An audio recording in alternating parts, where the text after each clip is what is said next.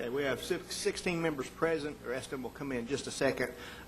Ms. Cole, if you want to come on down, give us your name and address for the record. It's 401. You have up to 5 minutes. It's Laura Cole, 316 Bob Smith Lane. I'm a board member of the East Knox County Community Action Committee, and I'm also a member of Knox County Stormwater Advisory Board.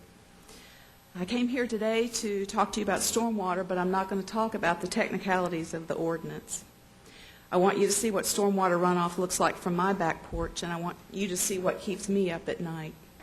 I've brought some pictures that are being passed around by Commissioner Ballard. I want you to know that the stormwater ordinance you'll soon be signing will be worthless unless it's enforced. About 4.5 years ago, I bought a farm in East Knox County. I could have settled anywhere, but I picked East Knox County. I don't know where else I would have found such beautiful land. As somebody in the environmental realm, I was familiar with the laws, and I set out to do everything I could to protect the farm. I installed best practices working with the soil conservation folks. I made sure that the horses are fenced out of the stream. I put in erosion controls and stream crossings. A couple of years ago, my neighbor decided that he wanted to construct a high-density development next door. I was pretty concerned about the impacts of the development. Where my area has a lot of very steep ridges, a lot of sinkholes, a lot of hidden streams, and a lot of limestone. I think the plan was to put about 168 houses on 68 acres. I went to MPC, I went to Knox County Engineering and the Tennessee Department of Environment and Conservation to express my concerns. I even spoke with a design engineer, and everybody assured me I would have no problems with runoff. Unfortunately, the development has gone like many others in Knox County. The ridge was stripped, the land was raised, and the growth policy recommendations were ignored. In April of 2006, construction began. Muddy water invaded my pastures. I've documented and filmed the pollution on my farm for the past year, and the pictures are going to show you what that looks like. I send most of my photographs to Knox County Engineering and to the state regulators. The pictures that you see will show you what I see every time it rains. And keep in mind, this is one of the driest winters on record. My farm will be destroyed within a year, and I have few options. I can sell or I can sue, and neither of those choices are constructive. We all say we believe in a balance between development and preservation, and this isn't balance. This is destruction of one person's property for another's profits. There's probably more sites like this, and they may be much worse. What is certain is that the rain will continue unless we find within ourselves the political will to enforce the regulations that are in place to protect the community members from this kind of destruction. I appreciate your time and attention. Thank you, Ms. Cole. Mr. Chair, I have looked at the property that's been developed behind Sunnyview School, and she lives on, I believe, Bob Smith Lane, which I had a good friend that lived on that property for years back in the 1970s. I'm very familiar with her piece of property, and what she says is true, and as you see those pictures being passed around, if your property was being, really, I guess the good word is destroyed, or bad word, like her property appears to be, they have made her a lot of promises that her property would not be affected. If you can look at those pictures and justify that she's not been affected, then, you know, I would say nothing. But if we're going to have these stormwater regulations, and if this is not a good starting point as to what that can happen to a person's property, then I don't know what a good starting point is. And really, you'd almost think of strip mining where they take hydraulics, I guess is the best comparison that I can think of just off the top of my head in this situation here.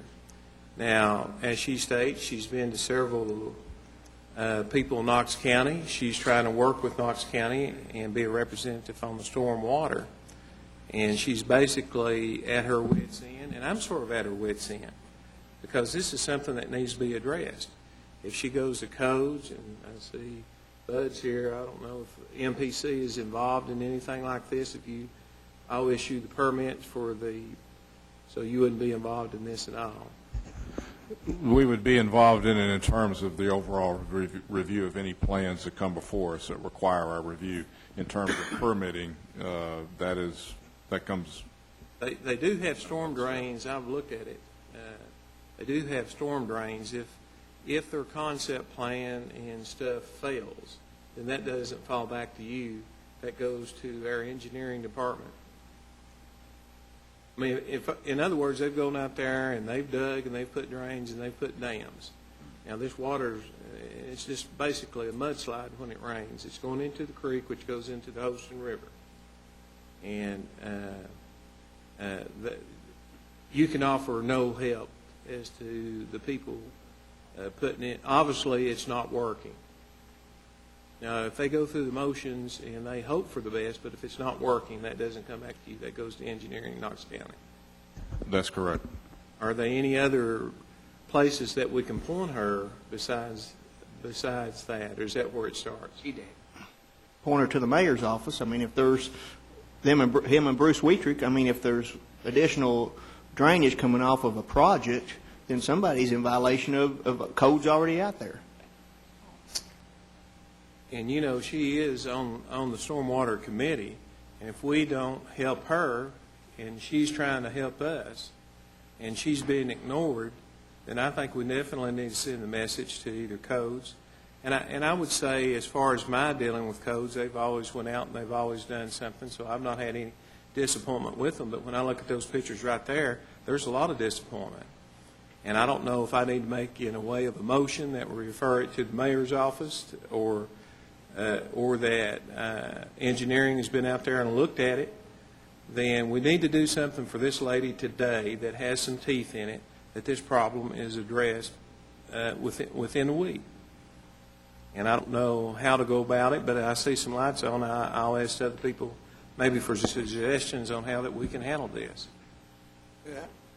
Let's start with Commissioner Norman.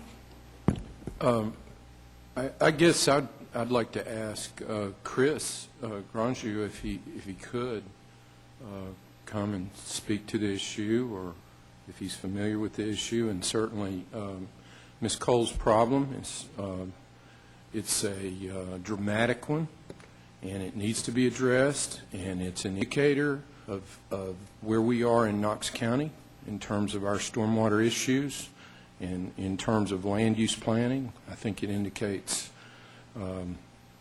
how we value the land, and I'm very, very sorry that you are having to go through this. And certainly engineering, I think, is concerned, very concerned, and I'd just like for Mr. Granju to reply. Yeah, thank you. I'm Chris Granju, Stormwater Management Coordinator for Knox for the county. I'm very familiar with Ms. Cole's property and the issues in the development. I've probably seen most of these photos over time. Interestingly enough, I suppose, a lot of work has been done to mitigate the impacts from construction on this site specifically. My inspectors have been on site on several occasions with doing a paired site visit inspection with TDEC, which is the state environmental regulatory agency, so we can partner up on finding solutions and take enforcement action if needed.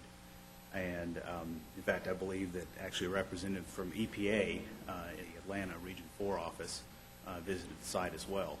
Now I say that's interestingly enough because in many cases repair work has been done, additional controls have been put in place, and last conversation that I had with TDEC staff indicated that they felt like appropriate measures had been taken on the property. I think they're also